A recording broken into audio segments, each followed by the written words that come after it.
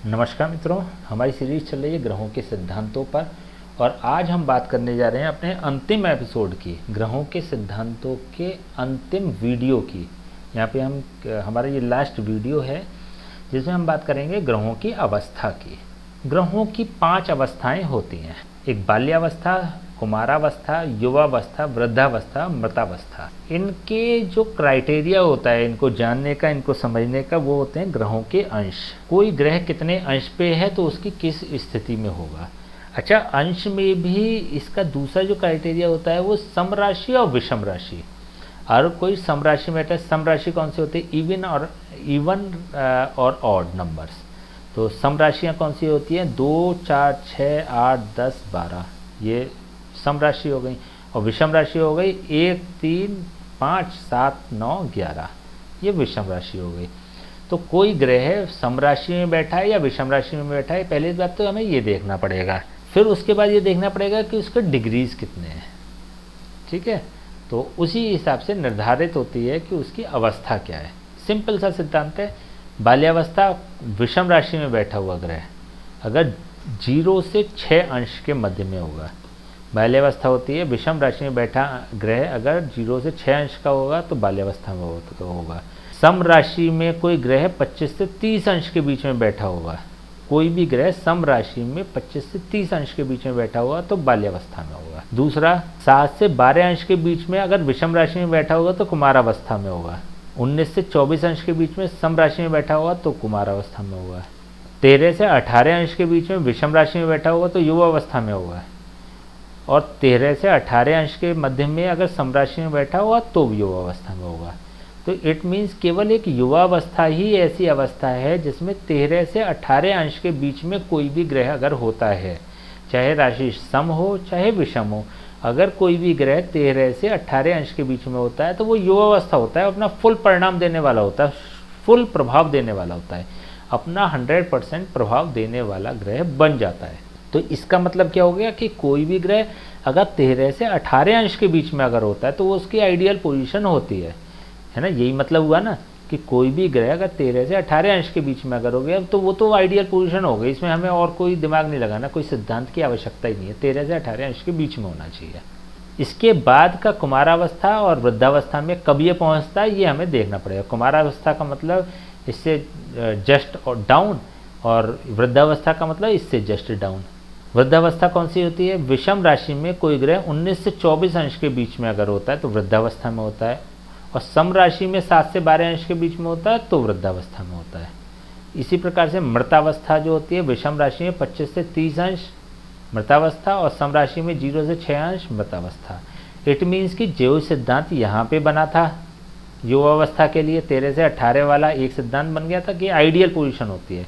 इसी तरह से एक और स्थिति बनती है कि कोई भी ग्रह 25 से 30 अंश के बीच में होगा अथवा 0 से 6 अंश के बीच में होगा, चाहे राशि कोई सी भी हो, या तो 0 से 6 अंश के बीच में होगा या लास्ट के 25 से 30 अंश के बीच में होगा। तो उसकी जो स्थिति होती है या तो बाल्यावस्था में पहुंच जाता है या मृतावस्था में पहुंच जाता है, तो उसमें बहुत बल नहीं शेष बचता। तो अब 2 बात हो गई, एक तो एक आइडियल पोजीशन हो गई, एक बहुत ख़राब पोजीशन हो गई कोई किसी ग्रह की। अब आइडियल से थोड़ी सी कम कौन सी हो सकती है?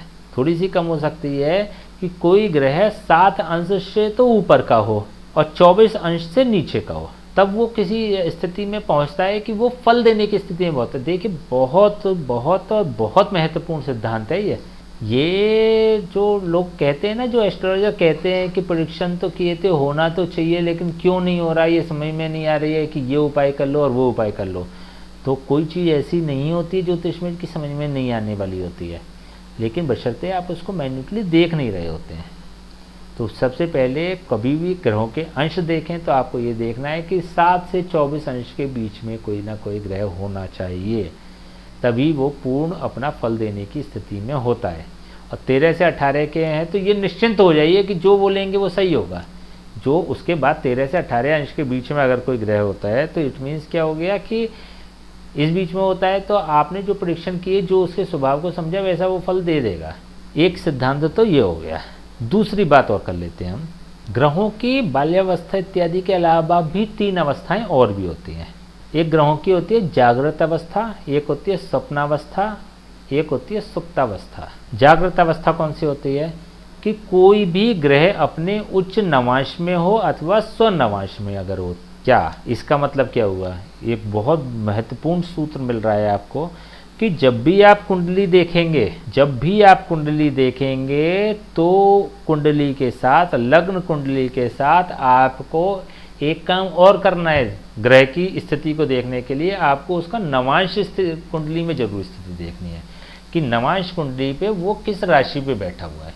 वो मित्र राशि में बैठा है, वो शत्रु राशि में बैठा है, वो अति शत्रु राशि में बैठा है, या वो अपने स्व राशि में बैठा है, या स्व नवांश में बैठा हुआ है ना। स्व नवांश का मतलब जिस राशि में कुंडली में बैठा है उसी राशि में यहाँ बैठा है। जैसे हमने बात करी थी वर्गोत्तम ग्रह की, वर्गोत्तम ग्रह की बारे में बात की थी, इस राशि में जो है वो उसी राशि में हो जाए। और स्व नवांश अपने उच्च नवांश का मतलब हो गया, तो जैसे सूर्य नवांश कुंडली पे मेष राशि पे अगर बैठ जाए, शनि अगर नवांश कुंडली में तुला राशि में अगर बैठ जाए, चंद्रमा अगर नवांश कुंडली में वृष राशि में बैठ जाए, गुरु अगर नवांश कुंडली पे कर्क राशि में बैठ जाए, तो इसका मतलब क्या हो गया? ये सारी इसकी उच्च नवांश वाली है।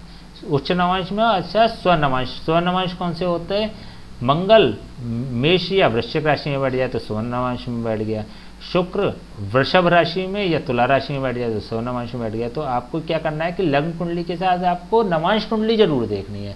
ये आपको एक बहुत बड़ी सीख मिल रही है, एक बहुत बड़ा ये इस वीडियो से एक आपको एक मैसेज जा रहा है, जो आप इस वीडियो एक अपने दिमाग में ये सेट कर लीजिए कि जब भी आप कुंडली देखेंगे तो उसमें नवांश में उस ग्रह की क्या स्थिति है ये जरूर देखेंगे।